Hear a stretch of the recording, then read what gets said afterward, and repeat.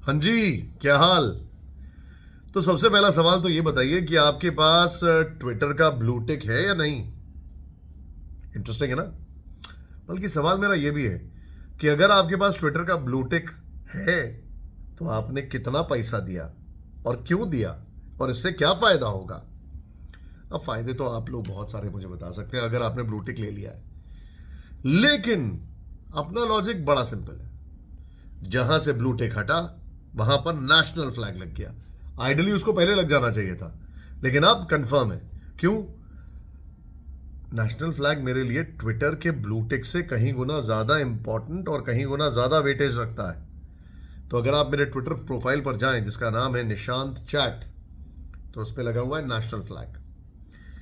अब इसमें बहुत सारी बातें की जा रही है, लेकिन सबसे पहले मैं आपको एक मार्केटिंग का फंडा बताता हूं। बड़ा इंटरेस्टिंग है भाई साहब। होता क्या है, ये बड़ी बड़ी मार्केटिंग कंपनियां सबसे पहले किसी प्रोडक्ट को बेचने के लिए, उसकी इंपॉर्टेंस क्रिएट करने के लिए उसकी स्कार्सिटी क्रिएट कर देती हैं पहले, कि भाई साहब ये तो मिल ही नहीं रहा, बड़ी मुश्किल से मिलेगा। फिर उसके लिए कंडीशंस लगाती हैं कि देखिए अगर आपके पास ये सारी चीजें हैं तब आपको मिल सकता है। कंडीशंस लग जाती हैं। फिर उसके लिए ऐसा माहौल बना देती हैं जिसको कहा प्रेस्टीज वैल्यू, कि अगर आपके पास ये नहीं है तो कुछ नहीं हो सकता।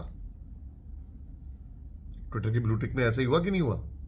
पहले उसकी स्कार्सिटी क्रिएट कर दी, फिर बताया गया कि उसकी देखिए वैल्यू कितनी ज्यादा है, फिर यह बताया गया उसकी प्रेस्टीज वैल्यू, अगर ये है तभी आप उस इकोसिस्टम के लायक हैं। और फिर जब ये सारी चीजें क्रिएट होके उसका एकदम माहौल टाइट हो जाता है, फिर उसमें लगा दो दाम। अब ये जो हमारे इलॉन मस्क साहब हैं, इन्होंने क्या किया? इन्होंने कहा कि भैया ट्विटर को पैसा तो कमाना है, कैसे कमाया जाए, कहां से जुगत लगाई जाए। तो उन्होंने कहा ट्विटर के ब्लू टिक पर पैसा लगा दो, दाम लगा दो। जिसको ब्लू टिक चाहिए उसको दाम चाहिए ही चाहिए, देना पड़ेगा। अब जैसे मेरे ऑफिस में मेरे ऑफिस के अलावा कुछ परिचित लोग हैं। एक दिन मैंने देखा कि भैया उनके ब्लू टिक लगा हुआ है। मैंने कहा वाह वेरी गुड, कैसे हुआ? तो बोले सर पैसा दिया हो गया। अब मुझे बताइए, जो पहले वैल्यू और प्रेस्टीज क्रिएट की गई थी उसका क्या हुआ? अब तो आप पैसे में दे रहे हैं। यही वजह है कि न्यूयॉर्क टाइम्स ने शायद इन्हीं कारणोंवश ट्विटर के लिए सीधे कंडीशन रख दी कि भैया हम पैसा नहीं देंगे। भाई ट्विटर के ब्लू टिक का मान अपने आप बढ़ेगा जब वो न्यूयॉर्क टाइम्स में नजर आएगा, द पॉलिटिको पर नजर आएगा। आप अगर उसके लिए उनसे दाम लेने लग गए तो क्या बात हुई? अब आप मुझे सीधे सीधे बताइए, अपने अमिताभ बच्चन जी हैं, सचिन तेंदुलकर जी हैं, शाहरुख खान जी हैं, या अपने जितने भी बड़े बड़े स्टार्स हैं वो हैं, अक्षय कुमार जी हैं, या जितने भी लोग हैं, इनके आगे ट्विटर का ब्लू टिक लगे या ना लगे क्या फर्क पड़ता है? लेकिन इनके आगे अगर ब्लू टिक लगता है तो फिर वो ब्लू टिक का मान बढ़ जाता है। पूरा मार्केटिंग का खेल है भैया। कैसे? आज से कई साल पहले की बात है, मिशिगन में कई सारे सीरियल्स बनाने वाली फैक्ट्री स्टैब्लिश की गई। फिर एक दिन एक सीरियल बनाने वाली कंपनी लेके आती है एक एड, उसका बहुत बड़ा इश्तेहार छपता है। उस इश्तेहार में लिखा होता है good and heavy breakfast makes you work harder, something like this. इस लाइन पर क्या हो गया? हर जगह चर्चा मशहूर हो गई कि भैया ब्रेकफास्ट सबसे हैवी होना चाहिए, ब्रेकफास्ट बहुत ज़्यादा ज़रूरी होना चाहिए। बड़ी भयंकर मार्केटिंग की टीम लगाई गई जिन्होंने इसको और प्रमोट किया गया, सीरियल्स की बिक्री बढ़ गई। सोचिए, है ना मार्केटिंग स्ट्रैटेजी। चलिए अब मैं बात करता हूं अपनी ट्विटर की जो हैबिट है उसको लेकर। हमने तो डिसाइड कर लिया भैया हम नेशनल फ्लैग लगाएंगे अपना, हमने लगा दिया। अब जब हमने ये फैसला किया, इसको लेकर ट्वीट भी किया।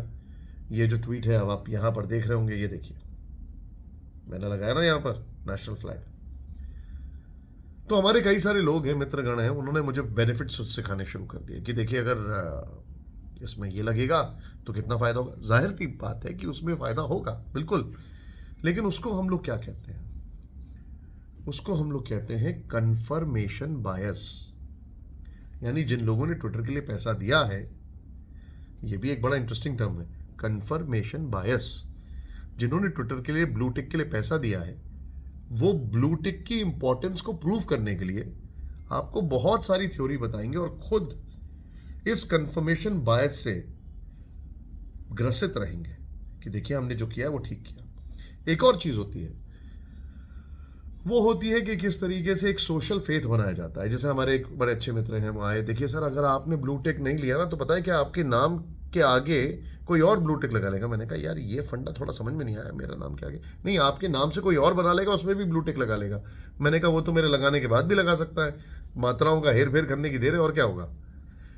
ये होता है एक सोशल फेथ।